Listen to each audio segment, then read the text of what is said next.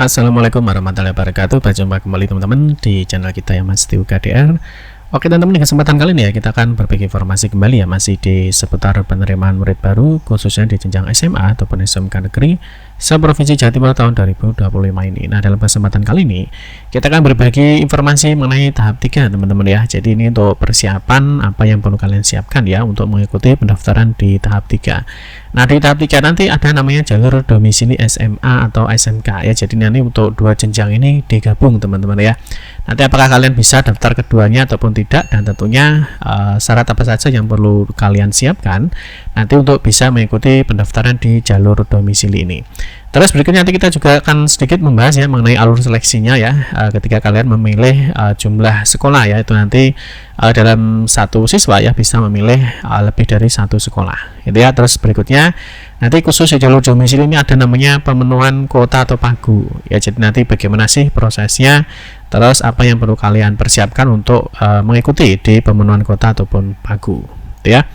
Terus kita akan mulai dulu teman-teman dari sini ya untuk jadwal pendaftaran ya. Jadi untuk jadwal pendaftaran di tahap 3 ya atau jalur domisili SMA atau SMK ini dimulai di tanggal 26 sampai dengan 27 Juni 2025. Ini sudah tidak bisa ditawar teman-teman ya. Jadi untuk jadwal pendaftarannya hanya ditentukan 2 hari saja. Terus berikutnya teman-teman untuk pendaftaran hanya 2 hari saja ya. Terus untuk pemenuhan kota ya atau pengumumannya nanti di 1 Juli 2025 ya. Tentunya ini untuk siapa saja sih yang bisa ikut di pemenuhan kota. Teman-teman bisa cek di video kita sebelumnya ya. Jadi kita sudah membahas mengenai syarat dan cara untuk melihat siswa yang bisa masuk di pemenuhan kota atau pagu. Terus berikutnya teman-teman untuk jumlah memilih sekolah ya. Jadi untuk siswa untuk di tahap 3 ini bisa memilih sekolah untuk SMA ya. Jadi maksimal 3 sekolah ya, maksimal 3 sekolah semuanya di dalam rayon. Jadi kalau misalkan teman-teman di tahap 2 memilih di luar rayon, berarti di tahap 3 ini teman-teman tidak bisa memilih lagi sekolah yang ada di luar rayon ya, karena untuk SMA hanya bisa memilih 3 sekolah di dalam rayon. Tentunya nanti teman-teman bisa cek dulu ya untuk rayonnya itu mana saja ya, bisa masuk di bagian informasi ya, terus di wilayah rayon. Nah, ini nanti rayonnya masuk sekolahnya mana saja. Nah, ini teman-teman nanti apakah bisa memilih 3 sekolah ataupun hanya bisa memilih 2 sekolah. Ini misalkan kalau yang hanya 2 sekolah teman-teman ya.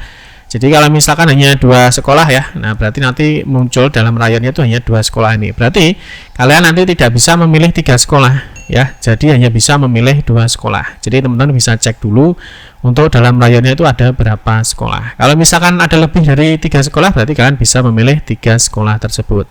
Terus sedangkan untuk SMK ini juga sama ya. Untuk SMK itu bisa memilih 3 kompetensi atau 3 jurusan. Ini boleh di sekolah yang sama atau sekolah yang berbeda. Misalkan 1 sekolah ya dengan 3 jurusan boleh, atau 3 sekolah dengan 3 jurusan boleh ya. Jadi 3 sekolah dengan 3 jurusan boleh. Misalkan jurusannya berbeda-beda atau sama, tidak masalah. Tapi kalau 1 sekolah ya berarti dengan 3 jurusan yang berbeda gitu ya. Ini boleh untuk SMK bisa di dalam atau di luar rayon. Jadi bisa daftar di mana saja untuk SMK itu, tidak ada pembatasan rayon gitu ya. Oh sorry ini ya, ini bukan prestasi akademik ya, tapi untuk jalur domisili SMA atau SMK gitu ya. Terus berikutnya teman-teman untuk daftar jalur domisili ya, nanti seperti biasa ya, teman-teman bisa cek di spmpjatim.net. Nanti sini ada menu pendaftaran, pilih jalur domisili. Nah, nanti teman-teman diwajibkan untuk memilih salah satu ya, mau daftar di SMA atau mau daftar di SMK. Ini tidak bisa keduanya. Jadi pilih salah satu ya, karena atau ya. Jadi kalian harus pilih salah satu.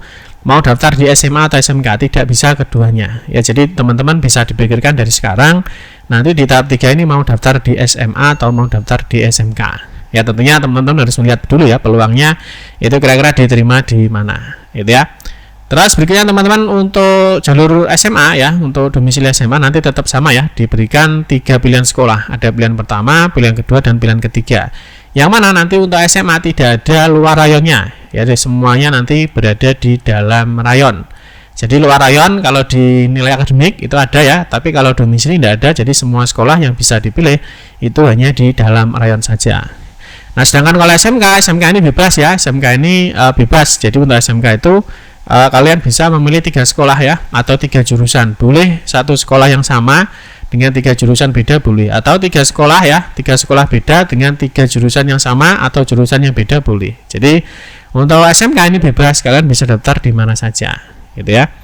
Terus berikutnya teman-teman, untuk sistem pemeringkatan atau seleksi. Jadi untuk SMA nanti yang digunakan untuk sistem seleksinya pertama adalah nilai akhir gabungannya. Ya, jika nilai akhir gabungan sama, yang diambil adalah jaraknya. Jika jarak sama, yang digunakan adalah usianya ya, yang lebih tua. Jika usia yang sama, yang diambil adalah waktu pendaftaran. Nah, sedangkan untuk di jalur SMK itu yang diambil adalah jarak domisili terdekat ya. Jika jarak yang sama, yang diambil adalah usia ya. Jika usianya sama, maka yang diambil adalah waktu pendaftaran. Ini adalah untuk sistem seleksinya atau kriteria pemeringkatannya. Terus berikutnya teman-teman, untuk domisili reguler dan sebaran ini hanya ada di jenjang SMA ya. Jadi untuk SMK tidak ada domisili reguler atau sebaran. Nah, ini untuk kuotanya ya, untuk reguler 20%, untuk sebaran adalah 15%.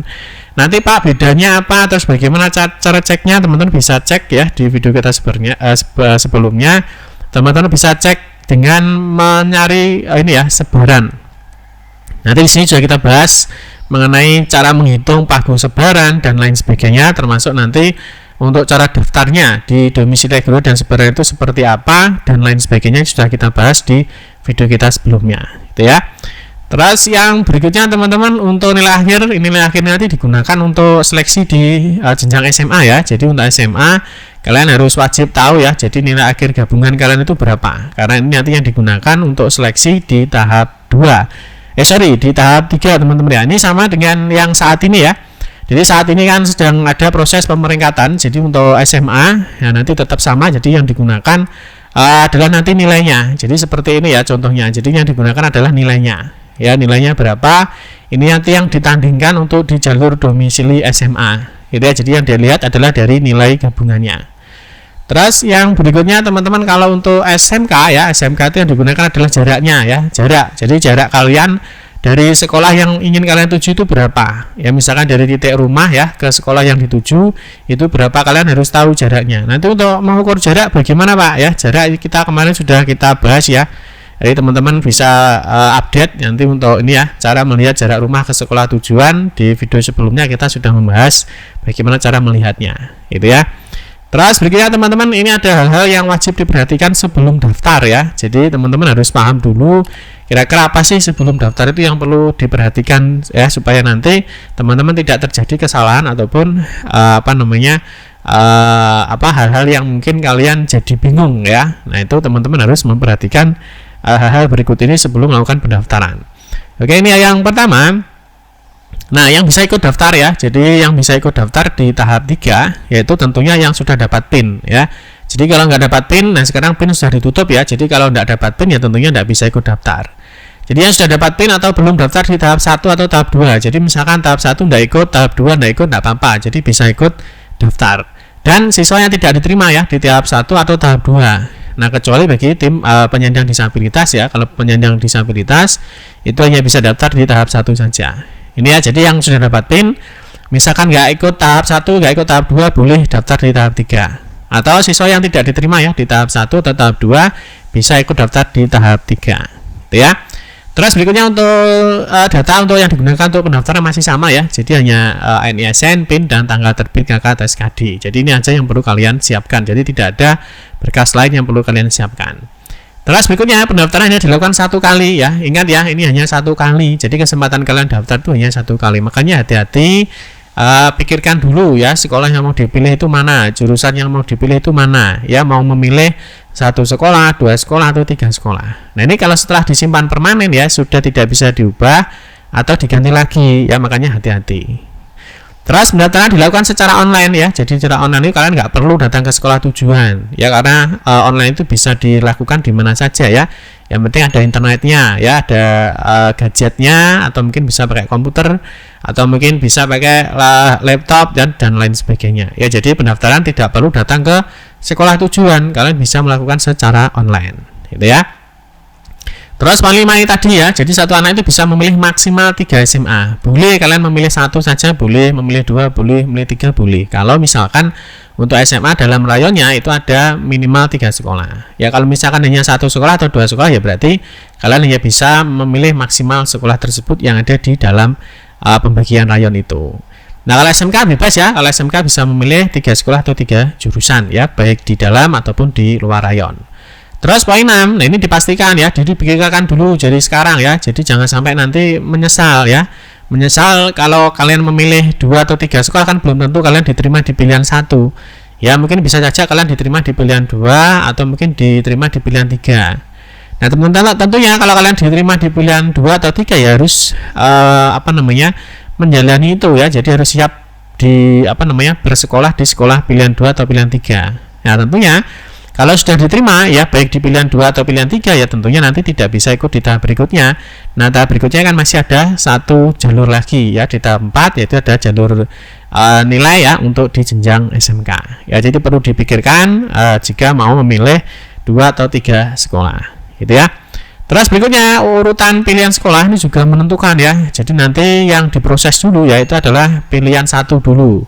Pilihan 1 jika tidak diterima akan dicek di pilihan 2 ya. Jika pilihan 2 tidak diterima akan dicek di pilihan 3. Tapi kalau misalkan pilihan 1 itu sudah diterima ya nggak akan dicek di pilihan 2 maupun di pilihan 3. Nah, ini teman-teman bisa cek aja ya di 2 atau 3 sekolah ya ini ya. Nah, ini daftar 2 atau 3 sekolah. Bagaimana jika diterima semua? Nah, ini jelas tidak mungkin. Makanya teman-teman nanti bisa ditonton video ini terkait dengan proses seleksi ketika memilih 2 atau 3 sekolah gitu ya. Terus berikutnya di poin 8 teman-teman, ini kalian bisa cek pagunya dulu. Ya, jadi pagu kan atau kota ya. Bahasanya bisa pagu, bisa kota. Di sini ada kota ya. Nah, di sini untuk kota ya. Kota ketika semakin besar ya, kotanya semakin besar, maka tentu peluang diterima juga akan semakin besar ya. Kalau kotanya kecil ya tentu peluang diterimanya juga semakin kecil gitu ya. Nanti mengenai penjelasan kota radius, kota sebaran ya, nah, kalian bisa cek di video kita tadi ya. Nah, kalian ketikkan aja sebaran. Ini kemarin kita sudah bahas mengenai apa itu kota awal ya, atau radius atau sebaran, bisa cek di video kita sebelumnya gitu ya.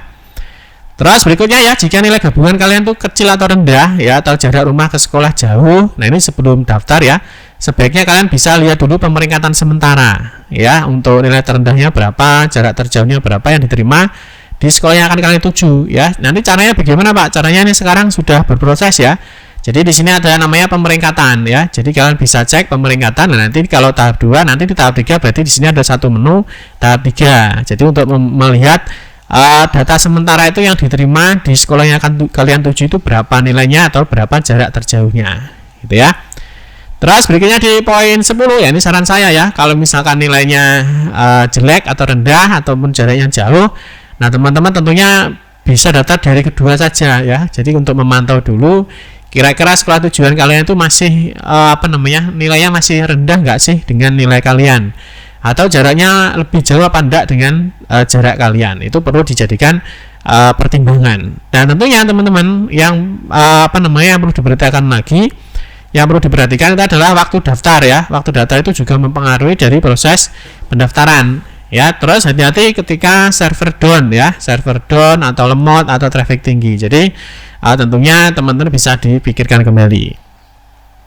Terus bagi poin 11 ini ya, nah ini nanti di pemenuhan pagu ya, poin 11 bagi murid yang diumumkan tidak diterima ya.